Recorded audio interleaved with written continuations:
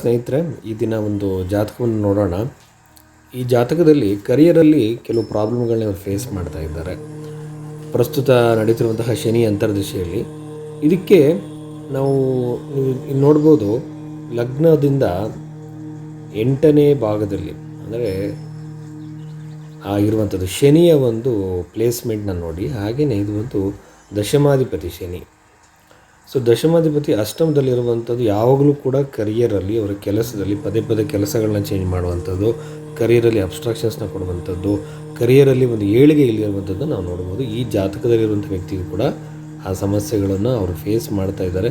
But fortunately ಇಲ್ಲೇನಾಗಿದೆ ಅಂತಂದರೆ, ಚಂದ್ರನಿಂದ 10ನೇ ಮನೆಯಲ್ಲಿ ಬುಧನ ಒಂದು ಪ್ಲೇಸ್ಮೆಂಟ್ ಏನಿದೆ. ಬಟ್ ಇಲ್ಲಿ ಏನಾಗುತ್ತೆ, ಯಾವಾಗಲೂ ಜ್ಯೋತಿಷದಲ್ಲಿ ನಾವು ರೆಟ್ರೋಗ್ರೇಡ್ ಪ್ಲ್ಯಾನೆಟ್ಸನ್ನು ನಾವು ಅಬ್ಸರ್ವ್ ಮಾಡೋದಿಲ್ಲ.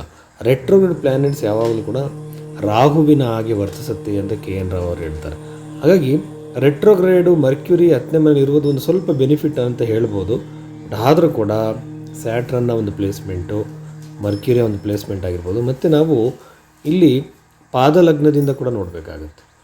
ಸೊ ಇವೆಲ್ಲ ನೋಡಿದಾಗ ಕರಿಯರಲ್ಲಿ ಅಬ್ಸ್ಟ್ರಕ್ಷನ್ಸ್ ಕಾಣ್ತಾ ಇದೆ. ಅದಕ್ಕೆ ಸರಿಯಾಗಿರುವಂತಹ ಪರಿಹಾರಗಳನ್ನು ನಾವು ಮಾಡ್ಕೋಬೇಕು.